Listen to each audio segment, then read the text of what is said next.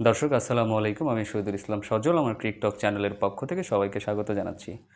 যে যেখান থেকেই আমার এই ভিডিওটা দেখতেছেন সবাইকে আন্তরিক শুভেচ্ছা এবং অভিনন্দন। সবসময় আমি আমার এই চ্যানেলটাতে ক্রিকেট সংক্রান্ত কথাবার্তাই বলি বা সেই বিষয়েই কথা বলার চেষ্টা করি। পাশাপাশি মাঝে মাঝে অন্যান্য বিষয় নিয়ে কথাবার্তা বলি, যেমন ধরেন ফুটবল খেলা হলে সেগুলো নিয়ে কিছুটা বিশ্লেষণ করার চেষ্টা করি। তবে আজকে যেই বিষয়টা নিয়ে কথা বলতে চাই সেটা ক্রিকেটের সাথেও সম্পৃক্ত না, কোনো কিছুর সাথেই সম্পৃক্ত না। সেটা হচ্ছে আমাদের দেশের একটা বিষয় নিয়ে আপনাদের সাথে কথা বলতে চাই। আপনারা হয়তো বা এতক্ষণে জেনে গেছেন বা সবাই দেখতে পাচ্ছেন, টেলিভিশনের মাধ্যমে বা ইউটিউব, ফেসবুক যে কোনো কিছুর মাধ্যমে দেখতে পাচ্ছেন আমার বাংলাদেশটা আসলে বেশি একটা ভালো নাই। আমার বাংলাদেশ ভালো নাই এই কারণে যে বাংলাদেশের আমাদের সংবিধান বলেন আর যাই বলেন, স্বাধীনতার পর থেকে যে একটা কোঠা প্রথা চলে আসতেছিল, বিভিন্ন অঙ্গ প্রতিষ্ঠান বলেন, ইউনিভার্সিটি বলেন, বিভিন্ন সরকারি চাকরির ক্ষেত্রে বলেন, এইগুলা বিষয়ে কোটা বিষয়টা চলে আসতেছিল। তো সেই জিনিসটার সাথেই আমাদের বর্তমানে যারা ছাত্র সমাজ আছেন তারা কোনোভাবে কোপ আপ করতে পারতেছেন না বা তারা সেই কোটা প্রথাটা মেনে নিতে পারতেছেন না। তো আমি আসলে আমার জায়গা থেকে কোটাতে থাকলে সুবিধা কী বা কোটা না থাকলে কি অসুবিধা হতে পারে সেটা সম্পর্কে আমার কোনো আইডিয়া নাই। আমি সেই ব্যাপারে কোনো তর্কে বিতর্কে জড়াতে চাই না বা যাবও না। আমি শুধু যেই কথাটা বলতে যাচ্ছি, সাধারণ ছাত্ররা যে আন্দোলন করতেছে নিজেদের অধিকারের জন্য বা যা কিছুর জন্য এই আন্দোলনে নামছে, তাদেরকে ফেরানোর জন্য কি কোনো উপায় নাই? তাদেরকে ফেরানোর জন্য কি কোনো সুষ্ঠু পন্থা বেছে নেওয়া যায় না?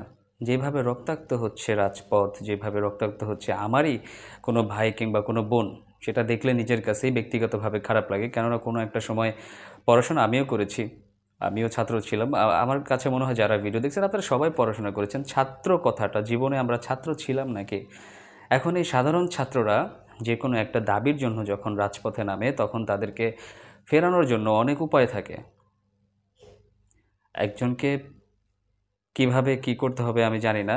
তবে আজকে সকালে পত্রিকাতে যেটা দেখলাম সেটা হচ্ছে গিয়ে এখনও পর্যন্ত নাকি ৬ জন নিহত হয়েছেন। তো এই ৬ জন তারা ছাত্র, তাদেরও ফ্যামিলি আছে, তাদেরও পরিবার তাদের উপর ডিপেন্ডেন্ট থাকে। তো এইভাবে কোনো আন্দোলনকে ফেরাতে হলে অনেক ভালো ভালো উপায় আছে। আমাদের দেশে অনেক ভালো নাগরিকরা আছেন, অনেক সুষ্ঠু নাগরিক আছেন। এই যে ছেলেপেলেগুলা ঢাকা ভার্সিটি বলেন, বিভিন্ন ইউনিভার্সিটির স্টুডেন্ট বলেন, একটা সময় দেশ স্বাধীনের সময় হয়তো আমার জন্ম হয় নাই, বাট আমি ইতিহাস থেকে জেনেছি দেশ স্বাধীনতার জন্য ছাত্রদের ভূমিকাই ছিল অনেক বেশি অনন্য।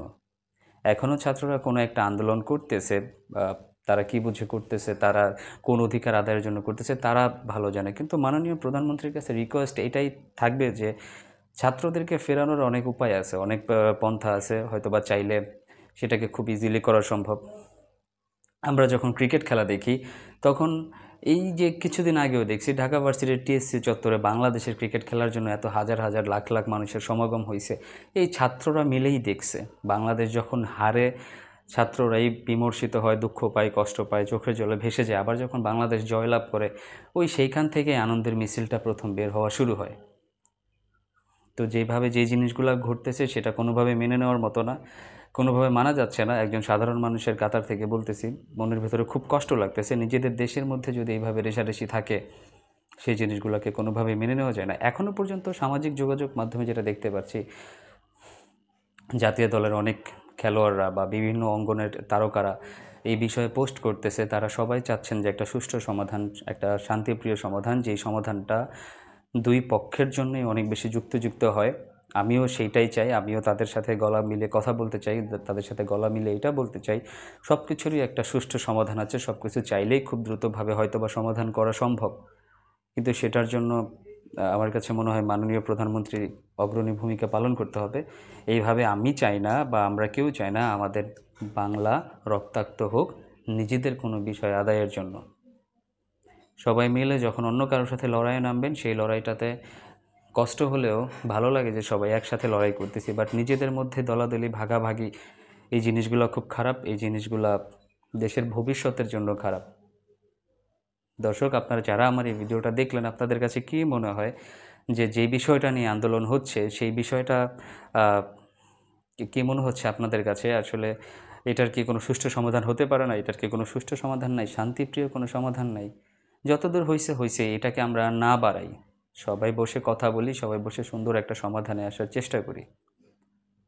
এই ছিল বক্তব্য। এত ছোট অল্প একটু বক্তব্য ছিল, কিন্তু দিন শেষে একটা কথাই বলতে চাই, রক্ত নয়, শান্তি চাই, সুষ্ঠু একটা সমাধান চাই, যাতে করে কারো কোনো বোনের ভাই না হারায়, কোনো মায়ের বুক খালি না হয়, কোনো বাবা যেন তার সন্তানকে না হারান। এটা সবার কাছে অনুরোধ থাকবে। আপনারা যারা এই ভিডিওটা দেখতেছেন, যদি দেখে থাকেন তাহলে অবশ্যই কমেন্টস করে জানিয়ে দেবেন যে আপনাদের কাছে আমার কথাগুলো যুক্তিযুক্ত মনে হয়েছে কিনা। কারণ দিন শেষে আমরা সবাই মানুষ, আমরা সবাই বুঝি, সবাই জানি, কিন্তু আসলেই আমাদের হাতে কিছু নাই, করার মতো কিছু থাকেও না। সবাই ভালো থাকবেন, সুস্থ থাকবেন। আসসালামু আলাইকুম।